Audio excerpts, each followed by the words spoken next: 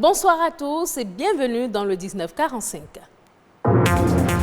Il est désormais plus facile aux citoyens de Cotonou de mieux s'orienter, ceci grâce au plan d'adressage, une opération qui consiste à identifier facilement les rues de la ville. La croissance démographique de l'Afrique oblige ses agriculteurs à produire énormément. Pour satisfaire la demande, le continent doit pouvoir compter sur ses agriculteurs pour relever le défi et mettre un terme à la pauvreté et à la faim. C'est la tendance du moment, le port de la perruque, une coiffure de faux cheveux que les femmes portent sur la tête pour des raisons liées à la mode ou pour des considérations d'esthétique.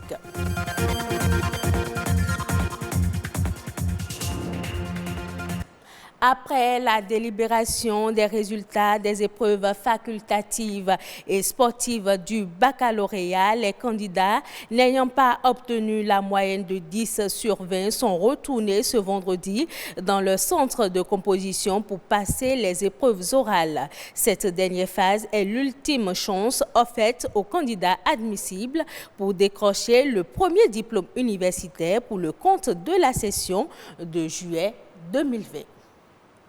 La numérotation des maisons et boutiques fait partie du processus de développement. À Cotonou, l'adressage dans sa phase technique est terminé, mais certains citoyens semblent encore ignorer son utilité et peinent à s'en servir. Qu'est-ce donc l'adressage et quel usage peut-on en faire? Suivant le reportage de Marianne Bossemini. Un peu partout à Cotonou, il n'est pas rare de lire à l'entrée des maisons et des boutiques, des immeubles de commerce, des sociétés et bâtiments publics, un numéro sur fond bleu. Mais à la question de savoir si les Cotonois connaissent son utilité, les avis sont partagés.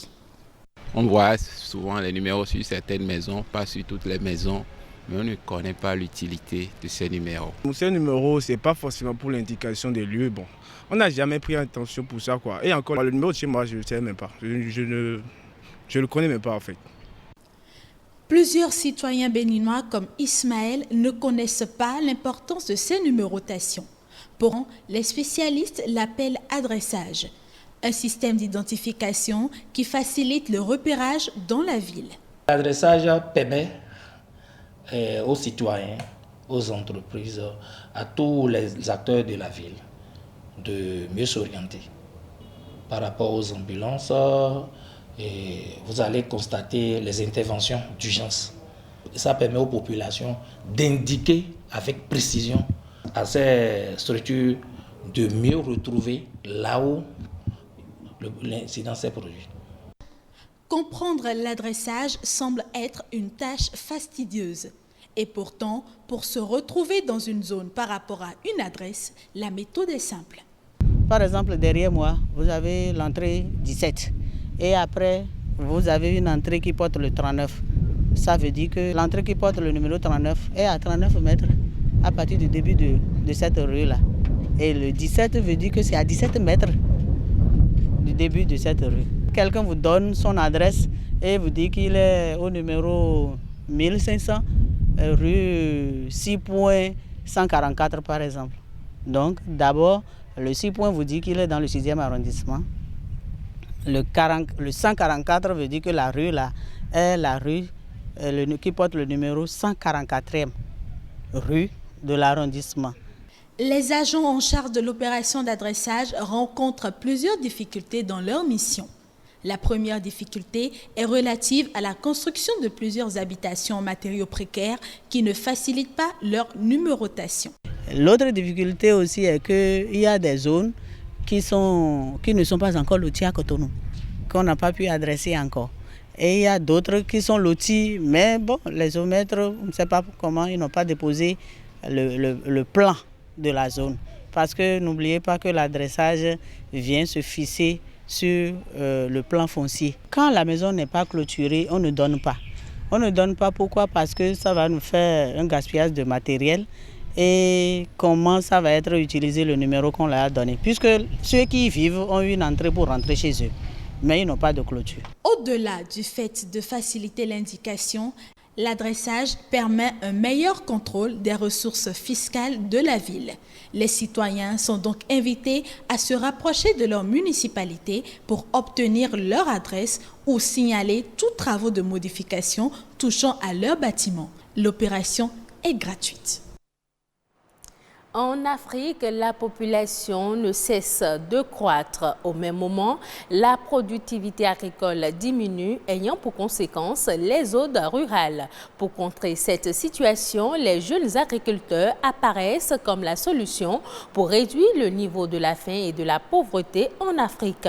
Mais ils doivent faire face à de nombreux défis. Douis à Rossouré, agronome, nous parle de ces défis au micro de Edwige Agossou et Ulvaïs Balogun. La jeunesse constitue la relève de tout secteur. Et puis si les jeunes s'intéressent à l'agriculture, je crois que ça, c'est une chance pour le Bénin. Puis le pays doit, et puis toute la jeunesse d'abord, doivent se rassurer que notre agriculture aura une relève de qualité. Parce que notre agriculture, comme vous le constatez, est en train de se développer. Je suis d'accord avec le boom qu'on constate avec la production cotonnière, la production des céréales, notamment le maïs et autres. Mais les jeunes ont 3 problèmes fondamentaux. Le premier problème, c'est l'accès à la formation de qualité. Toute la formation que nous recevons dans les lycées, collèges et universités agricoles, c'est vrai, sont orientées vers l'auto-emploi, mais je le dis toujours, ce sont des mécaniciens qui forment des mécaniciens, c'est des entrepreneurs qui pourront former des entrepreneurs agricoles. Donc on ne peut pas demander à un enseignant ou un enseignant-chercheur de former un entrepreneur agricole, c'est un peu utopique. Alors le second grand problème, c'est l'accès au foncier. Vous voyez, les jeunes n'ont pas accès à la terre. Au Bénin, c'est vraiment compliqué, surtout dans la partie méridionale. Et le troisième problème, c'est l'accès au financement. Pour même accéder à ce financement, la garantie que les gens demandent est une garantie foncière. Donc il faut disposer d'une terre. Le jeune a des difficultés d'accès à la terre. Comment voulez-vous qu'il ait la garantie foncière? C'est presque impossible. Le taux d'intérêt que pratiquent les institutions de microfinance de la place varie entre 15 et 24%. Donc aucun jeune ne pourra s'en sortir avec ce taux d'intérêt qu'on constate au niveau des IMF. Donc du coup, lorsqu'on n'arrive pas à relever donc, ce défi lié au foncier, au financement et puis à une formation de qualité, on ne pourra pas sentir tout l'effort que la jeunesse fournit aujourd'hui dans ce secteur qu'est l'agriculture. Vous voyez, récemment, le gouvernement a mis en place un fonds national pour le développement de l'agriculture. Je pense qu'on peut, dans ce fonds-là, trouver un fonds spécifique pour la jeunesse et pour l'entrepreneuriat agricole des jeunes. Si on le fait et on définit une stratégie nationale d'insertion des jeunes dans l'agriculture, je crois qu'avec un statut de jeune agriculteur, le jeune sait ce à quoi il a droit et ce à quoi il est confronté. Je crois que ça lui permettrait de mieux s'investir et puis se maintenir dans l'activité. Mode à présent, le port de la perruque est la tendance du moment, longue ou courte. Bon nombre de femmes en portent, mais toutes ne l'apprécient pas. Chez les professionnels de la coiffure, confectionner une perruque n'est pas toujours une bonne affaire. Plus de précisions dans ce reportage. Confectionnées avec des mèches naturelles ou synthétiques, les perruques passent pour être la tendance actuelle chez les dames. Pas évident aujourd'hui de distinguer sur une tête bien coiffée une perruque d'une mèche tissée chez les dames. Dans les salons de coiffure, plus besoin de perdre des heures pour se faire belle.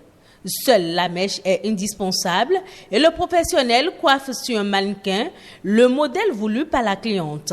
C'est un style qui semble être apprécié par bon nombre de femmes, mais qui n'est pas du goût de certaines d'entre elles. Moi, je préfère les perruques.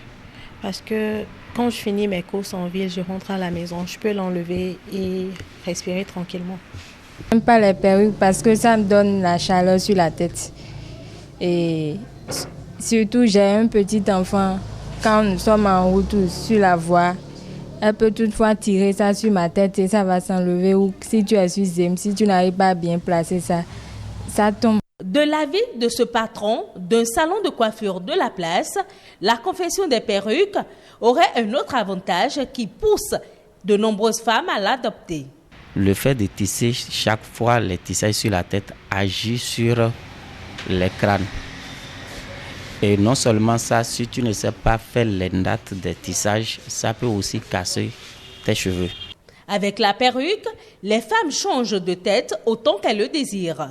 Un style le matin et un autre le soir devient un jeu. Un changement qui n'est pas toujours bien vu par les hommes. Sans hésiter, je vous dis que j'aime la femme quand elle est naturelle. Moi, je n'aime pas du tout les perruques et autres artifices qu'on ajoute à la beauté féminine. Ça dérange certains hommes, mais moi particulièrement, ça ne me dérange pas. Parce que si c'est la méthode pour la femme de se sentir à l'aise, moi, ça ne me dérange pas. Si la perruque permet à celle qui l'adopte et aux professionnels de la coiffure de gagner en temps, le point de vue diverge quant à ce qui concerne leurs intérêts. Parfois, nous sommes au salon, il n'y a pas de clientes, mais c'est les têtes, nous sommes entourés des têtes et nous sommes à tenir compte seulement que des perruques. Ça ne nous arrange pas. Donc, on préfère que les dames viennent se coiffer directement. Ça paye bien. Quand c'est confectionné en perruque, ça nous avantage. Pourquoi? Parce que le prix est élevé. D'accord.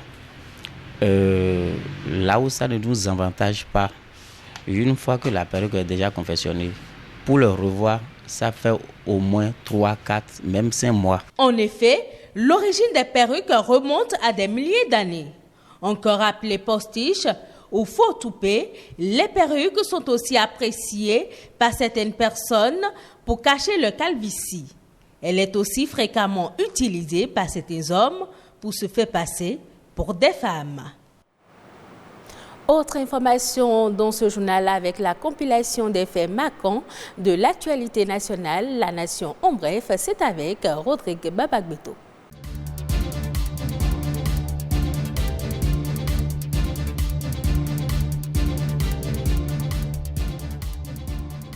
Désormais, une veille permanente au Bénin en matière de sûreté radiologique, de radioprotection et de sécurité nucléaire. Le comité de surveillance de l'Autorité nationale de sûreté radiologique et de radioprotection au Bénin a connu l'installation de ses membres. Le président a pour nom Bertin Bada et a à sa charge 6 membres représentant les ministères de l'énergie, du cadre de vie, de l'intérieur, de la santé et de l'enseignement supérieur. Le comité de surveillance de l'Autorité nationale de sûreté radiologique et de radioprotection est un organe public à caractère scientifique et technique créé grâce à la loi 2017-2019 portant sécurité radiologique et sécurité nucléaire en République du Bénin. À ce conseil de surveillance s'ajoute le secrétariat permanent qui en est l'organe exécutif. L'institution a pour mission de garantir la protection nucléaire et fonctionnera de façon permanente.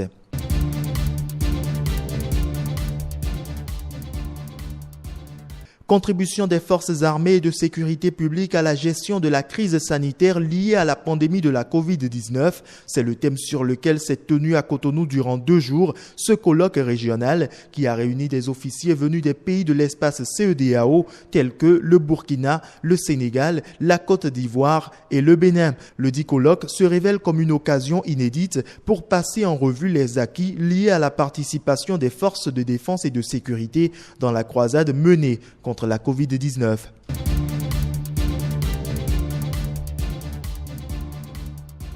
La justice veut sévir contre les grands détenteurs de sachets plastiques. Autant les lignes bougent du côté du ministère du cadre de vie dans le sens de la répression, autant la justice de son côté est impliquée pour cette éventualité. Le tribunal de Lokossa a informé mercredi les membres de la conférence administrative départementale du Koufo du démarrage en octobre prochain de la phase répressive qui suit la sensibilisation des populations sur la loi portant interdiction de la production, de l'importation, de l'exportation, de la commercialisation, de la détention, de la distribution et de l'utilisation de sachets plastiques non biodégradables en République du Bénin. Cette répression va, selon les propos du magistrat rapportés par l'agence Bénin Presse, consister au ramassage systématique de tous les stocks de sachets non biodégradables dans des magasins, dans les marchés et boutiques.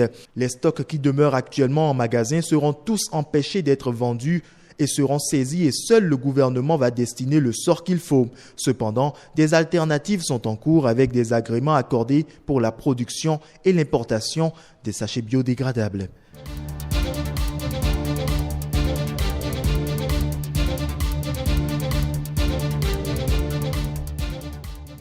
En Libye, le gouvernement vient d'autoriser la société publique du pétrole à exporter les stocks des ports pétroliers du pays. La dite mesure, qui ne concerne pas la production des gisements, vise à soulager les souffrances des populations. C'est la première fois en 8 mois que le pays va exporter une quantité importante de pétrole, une situation qui a fortement réduit la production et les recettes issues de l'exportation pétrolière. Avec le manque de recettes pétrolières, l'économie tourne au ralenti avec notamment une forte inflation que les populations supportent mal.